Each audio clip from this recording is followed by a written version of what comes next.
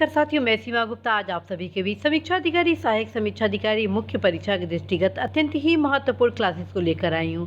और आज की इस क्लासेस में आप सभी को यह बताया जाना है कि सरकारी पत्र का सारणीकरण से संबंधित जो प्रश्न किए जाते हैं, तो आप इस प्रश्न को किस प्रकार से सॉल्व करेंगे कि आप अधिकतम अंक प्राप्त करेंगे। साथियों, जैसा कि आप सभी अवगत है कि समीक्षा अधिकारी, सहायक समीक्षा अधिकारी, मुख्य परीक्षा के द्वितीय प्रश्न पत्र में सरकारी पत्र एक दिया जाता है और प्रश्न पूछा जाता है कि एक सरकारी पत्र का सारणी रूप आप बनाएं, ठीक। और आपको एक प्रारूप उसमें दिया गया होता है। तो सारणी रूप क्यों बनाया जाता है, क्यों उपयोगी होता है, इसके बारे में सबसे पहले आप सभी को अवगत कराऊं। साथियों, जब किसी भी प्रकरण के संबंध में बैठक आदि आयोजन की जाती है, तत्क्रम में उन समस्त प्रकरण पर अग्रेतर कार्यवाही के लिए जो संक्षिप्त विवरण होता है, उससे संबंधित समस्त सूचनाओं को हम सारणी रूप में समायोजित करते हैं।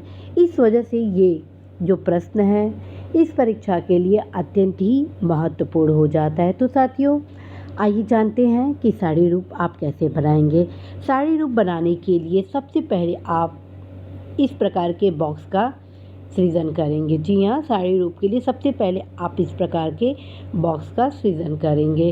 पहला आप जो बॉक्स में क्रम संख्या शामिल करेंगे, द्वितीय में पत्र संख्या, तृतीय में दिनांक, चतुर्थ में प्रेषक और पांचवें में आप प्रेषिती और विषय और कार्रवाई, और फिर जस्ट उसके नीचे number 1, number 2, number 3, number 4, number 5 और नंबर 6 से संबंधित बिंदुओं को समायोजित करेंगी। उसके बाद जो भी पत्र आप लिख रहे हैं, चूँकि यहाँ पर एक पत्र का सारणी रूप दिया जाना है, तो आप यहाँ पर 1 लिखते हैं, संबंधित पत्र संख्या लिखते हैं, उसके बाद पत्र का दिनांक क्या है वो लिखते हैं, और फिर जो प्रेषक होते हैं प्रेषक को मेंशन करते हैं, फिर प्रेषित को मेंशन करते हैं, और विषय क्या है और विषय पे क्या कार्रवाई की गई इसके संबंध में आप अवगत कराते हैं, और वो आप यहाँ पर मेंशन करते हैं। यहाँ पर आप स्पष्ट रूप से देख रहे हैं क्रमांक 1 निर्धारित किया गया है और 2 पर है पत्र संख्या का उल्लेख किया गया है, पत्र संख्या / स्टोर भवन 2021-22,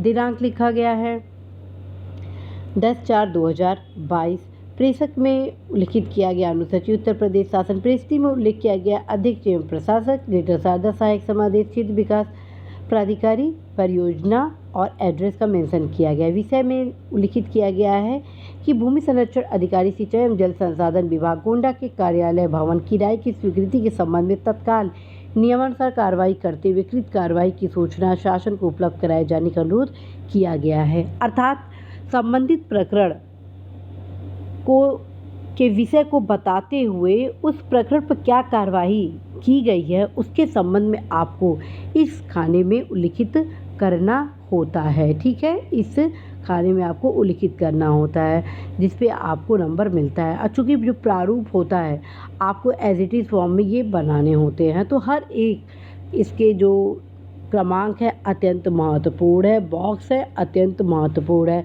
साथियों, यदि इस प्रारूप पर आप सरकारी पत्र का सारणी रूप लिखते हैं तो निश्चित रूप से आप अधिकतम अंक प्राप्त करेंगे ही करेंगे। तो साथियों, यदि आप सभी को सरकारी पत्र सारणी रूप में किसी भी प्रकार की समस्या है तो आप अवश्य ही प्रश्न इस क्लास के कमेंट बॉक्स में कर सकते हैं। साथ ही साथ मेरे द्वारा आप सभी के बीच लाइव क्लासेस रविवार को सुबह लाया जाता है, उसमें भी आप तमाम प्रश्न लेटर राइटिंग से संबंधित पूछ सकते हैं। साथियों, आप सभी को यह भी अवगत कराना है कि प्लेलिस्ट लेटर राइटिंग से संबंधित बनाया जा चुका है। आप अवश्य ही प्लेलिस्ट में जाएं और लेटर राइटिंग से संबंधित जो भी क्लासेस लिए गए हैं अवश्य ही देखें, क्योंकि एक एक इसकी जो लाइन होते हैं पत्र के उस पर बारीकी से ध्यान देना बहुत ज़रूरी होता है। तो साथियों, इसी आशा संदेश विश्वास के साथ मैं सीमा गुप्ता आज आप सभी से विदा लेती हूँ कि आप सभी अवश्य ही इस भाग में अधिकतम अंक प्राप्त करेंगे। इसी आशा के साथ आप सभी को ढेर शुभकामनाएं। All the best.